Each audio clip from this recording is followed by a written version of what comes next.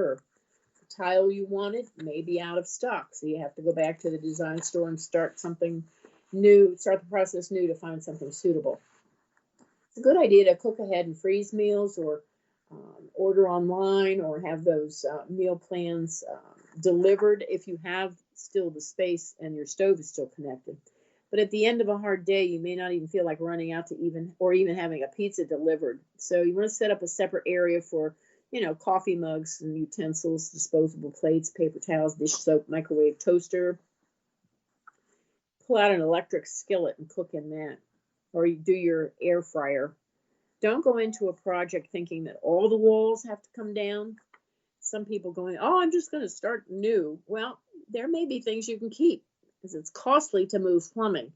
And believe me, if you can keep the toilet sewer line where it is, do it. Can you work within the existing footprint? That's going to be important. Can you paint the kitchen cabinets and replace the hardware instead of having to pull them all out? Can the wood floors be refinished instead of being replaced?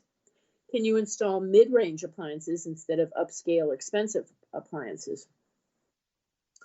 And if all else fails, hiring an excellent general contractor to do the work is the best idea. A reputable contractor who has done the type of job you want, be it a kitchen or a bath or whatever, absolutely in value and will save you time. So I'm going to part with leaving you some basic strategies to hire a contractor to complete your project. First of all, you want to ask basic questions. What are your goals? What do you want to accomplish? Do you need more living space? Do you need an extra bedroom or bathroom? Do you want to just update an existing bath? Do you need to correct a poor layout so it flows better? Be sure to ask yourself if you're going to use the space enough to make it worth your while to spend all that money. And will it improve your home's value, and by how much? Perhaps the money you're spending on upgrades or improvements could be put towards selling the house and moving to a bigger or better house with a floor plan that you like that's already in place. It's another option. And I've done several podcasts on should you buy or sell first and how to get the money for the financing.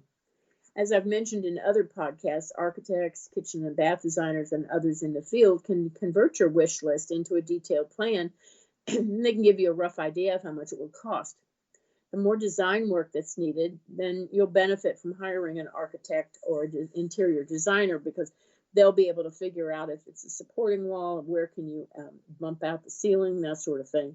But they do charge by the hour, depending on the services they provide you, or they'll take a percentage of the final construction price, especially if you're supervising and if they are going to supervise and oversee the entire project. They're not going to do it for free. So then you want to investigate your contractors thoroughly and ask for referrals from satisfied customers, but you want to check them out on all review sites. You want to be sure you hire a contractor who does the type of work you want done. How do they do on a day-to-day basis? Do they start and finish on time? Do they stick to the prices they quoted? Are they going to do their best to accommodate your daily routine? How do they handle change orders? More on this in just a minute. And once you've found 4 or 5 contractors, no fewer than 3, review your plan with as much detail as possible.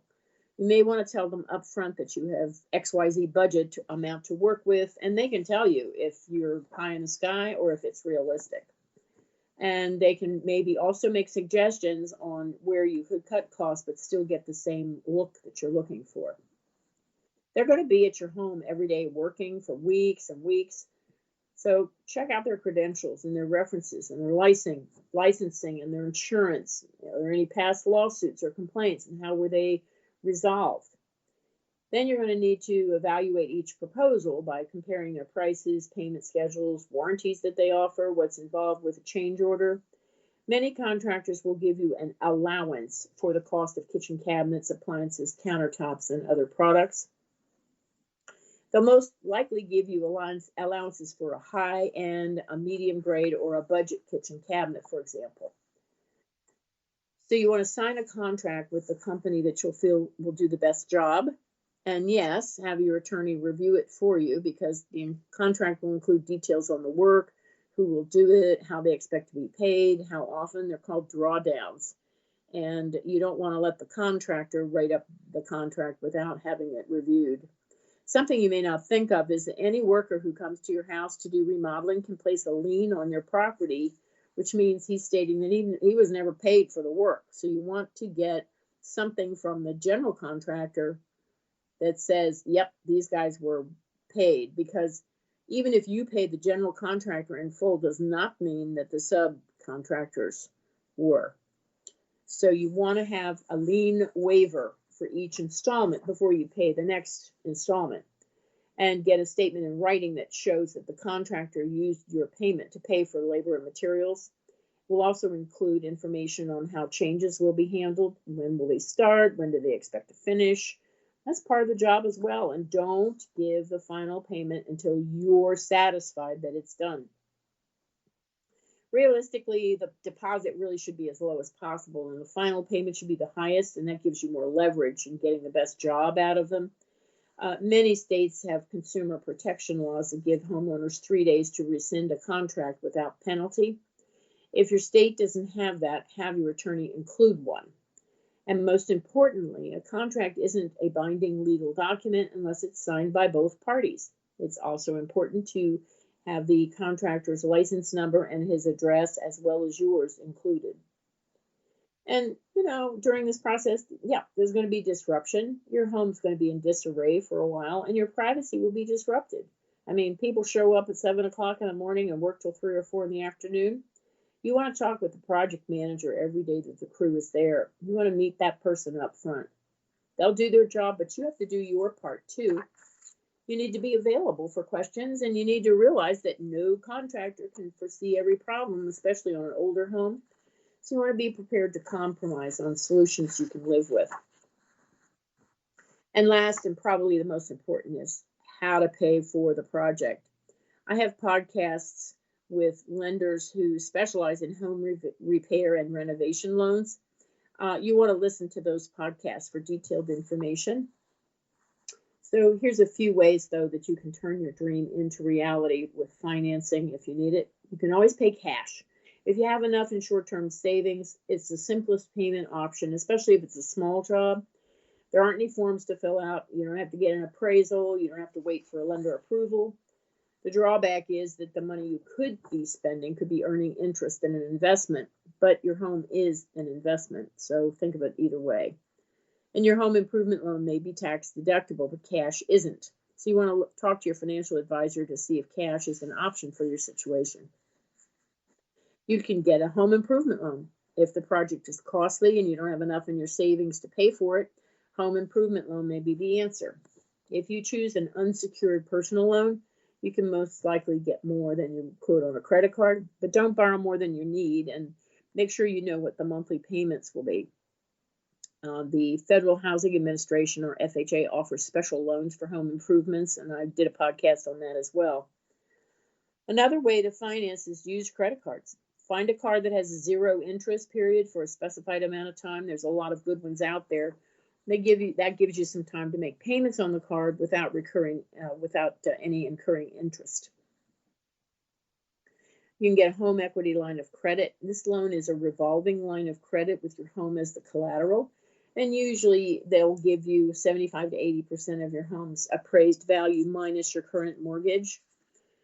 And of course, that depends, though. Your credit score and your ability to pay, as well as how much income you have, will be taken into consideration by the lender to determine how much you can get. Yes, there are costs to set it up, and there's usually a variable interest rate. Then there is a home equity loan, which is a second mortgage, and it's typically a fixed rate, fixed term loan based on the equity in your home. You pay it back like you do your primary mortgage. Another way to do it is called cash out refinancing. The lender will appraise your home and you'll go through the loan process, and that takes some time, so do that well in advance. And you can consider this approach if you're going to stay in your home for a while.